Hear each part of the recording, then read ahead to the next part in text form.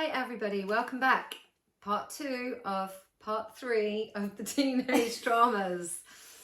So, we have a big one in this second part, and that is dealing with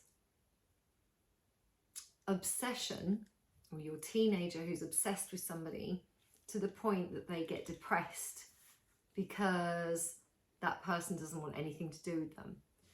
So we're going to brush upon, well, I'd love to brush upon the fact that as a mother of a daughter, there's like these phases at school, these groups of children. You're in one day, you're out the next. You're in one day, you're out the next. And they are mean as hell. You know that. Mm-hmm. You had that with your daughter. Yeah. So we'll get to that in another series. This one, in another episode. This one is about boys specifically obsessing over girls that aren't interested. So yeah, it is about boys, but also it could be. Yeah, for sure. Well, we've got 2 experiences to share with you today. So this evening I had the pleasure of a phone call from a friend I haven't spoken to for a long time that checked out the website, the YouTube channel today, and was like, T, I've got so much to share with you. My daughter's now 25. One of my boys is 21. The other one's 20. And my partner's boy is now 20 as well. So she's got this like whole book of stories she wants to share. And we're going to get to that because I'm sure there's going to be an interview with her. So much content. Later on down the line. So if any of you have stories that you want to share, please keep them coming because we are absolutely overwhelmed with the amazing feedback and support we've had from you all, and the amount that you all want to share. We want to say thank you. And so many subjects to diverse. Tackle. Yeah, because we're all going through something, and at the moment we're focusing on children and teenagers, and we've also had dating in your 40s and 50s. What else have we had? We've had so many. Menopause. Perimenopause, menopause, living unhappy with a husband, blah, blah, blah. There's so much stuff to get through. So we're really excited to think that this is going to keep rolling out. So let's get back to today's phone call. My friend calls, gives me a few stories. Well, we go down the line from the 25, 21, 20-year-old, and then to her partner's son, who she explains, you won't even believe what's been going on with him.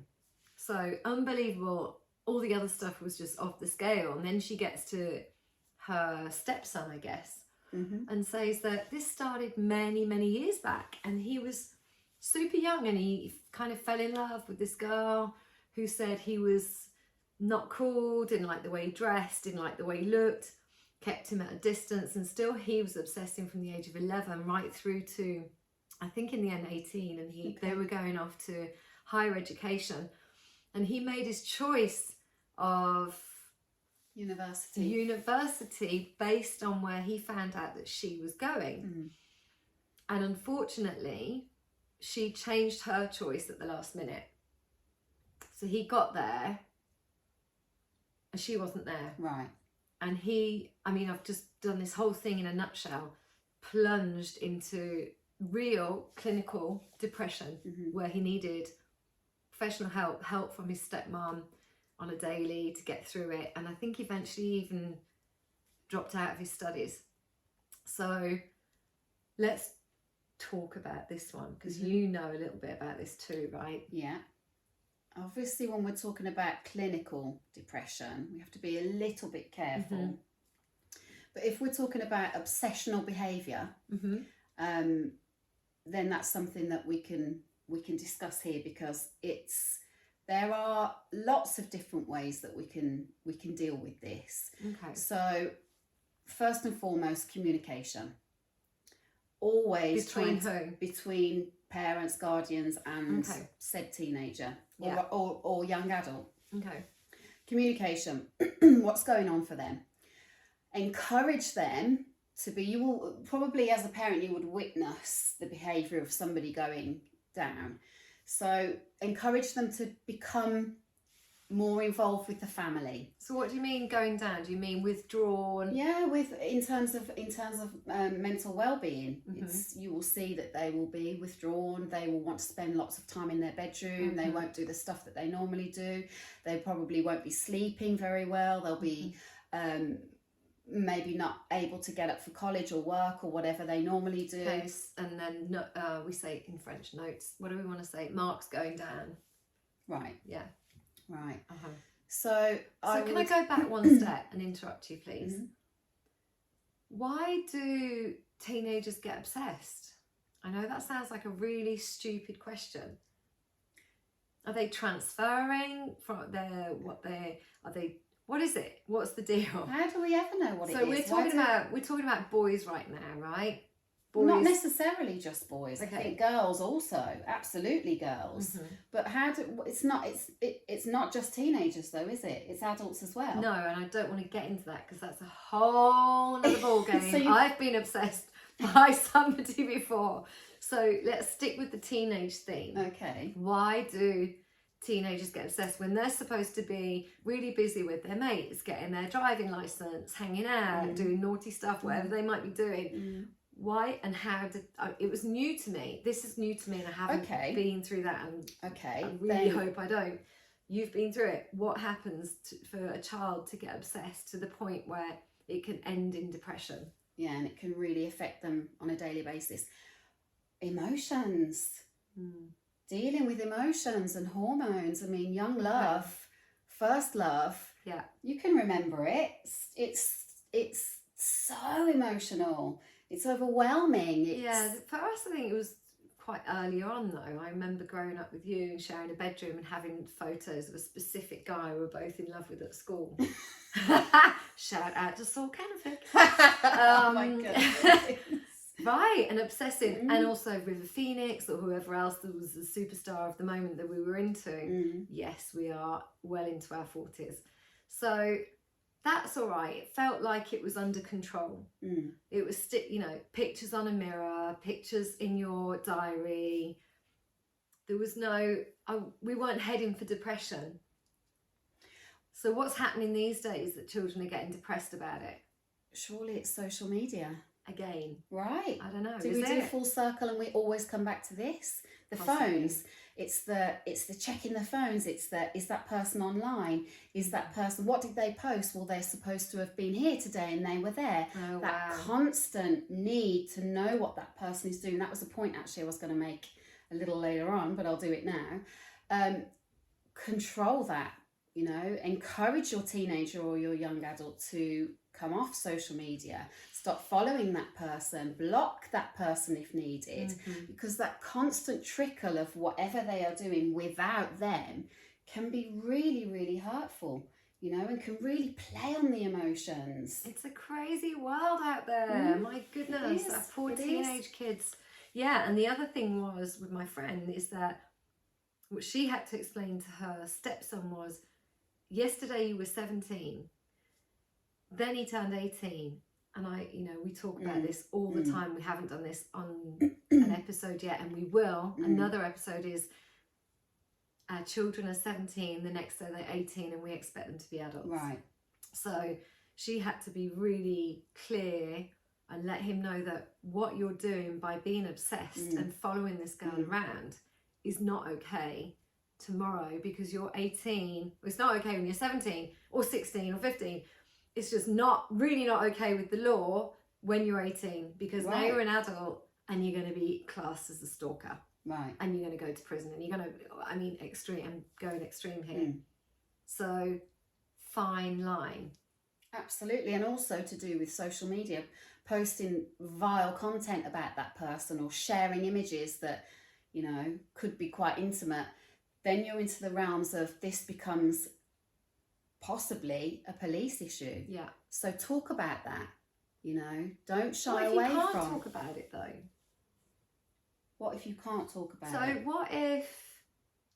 what if the child, girl or boy, is locking themselves in the bedroom and you find all this out too late? I mean, what do we do? How do we protect our children It's moving into this? It's never too late. Okay. How can it ever be too late? If you have that information, and as a responsible adult, you have to help them with this, to process what's happening. You know, it's difficult. Of course it's difficult. They've got a huge amount of emotion and hormones and, you know, everything else raging through their bodies. Those hormones have a lot to answer for. So communication is key. You know, help them share what's going on in their mind, encourage them to write down, you know, encourage them to be, what I was going to say earlier, come back into the main part of the house, don't lock themselves away in the bedroom, to become, you know, enveloped in their own world of this obsession. Oh, can I jump in? Good point. When, as a working mum, sometimes it's just easier to make food, and Boo will say, can I go and eat my bedroom? Right. Yeah, fine. Can I? And it gets to a point where you go, oh my God, 3, 4, 5 days have gone and we haven't sat at the table to eat your dinner together. We haven't been in the same room.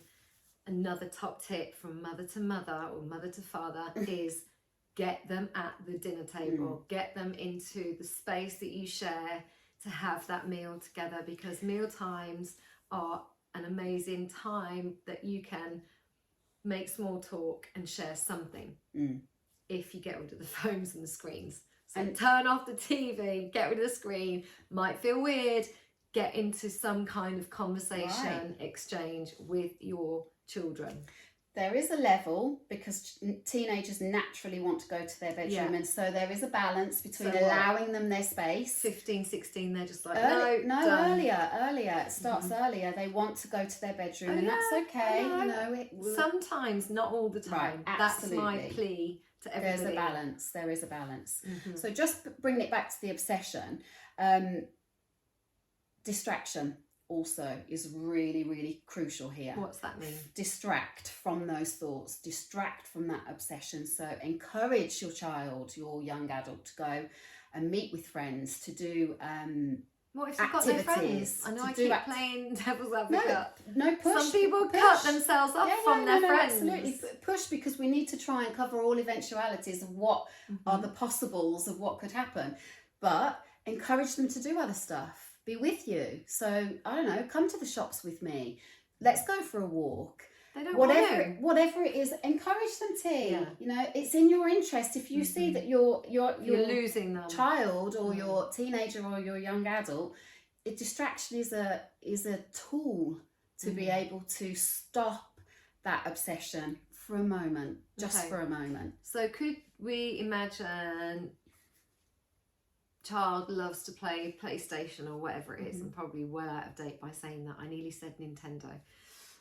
Do you go and show interest and say, can I play with you, and get on their level? Yeah, absolutely. Just do whatever it is. Is that what you mean by distraction? Yeah, do whatever it is to infiltrate that world, to put a clear marker between that obsession and reality almost. You know, talk about, if it's possible to talk about that person, because in that young adult's mind, that person has become so perfect. They're everything that they want. They can't imagine their life without them.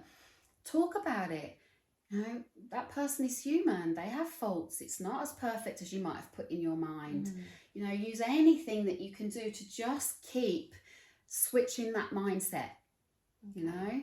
Yeah, and that's interesting, because my friend who called said she did that on a regular basis, sat and said, you know, this girl needs space, you need to respect her, and maybe she's not so perfect, and blah, blah, blah, blah, blah. And eventually... But also, I think, perspectives. How would you feel if it was happening to you? Yeah. What would you do? If that person was ringing you 10,000 times a day, how would you feel? If they were turning up at your... This is one that's quite close to home for me.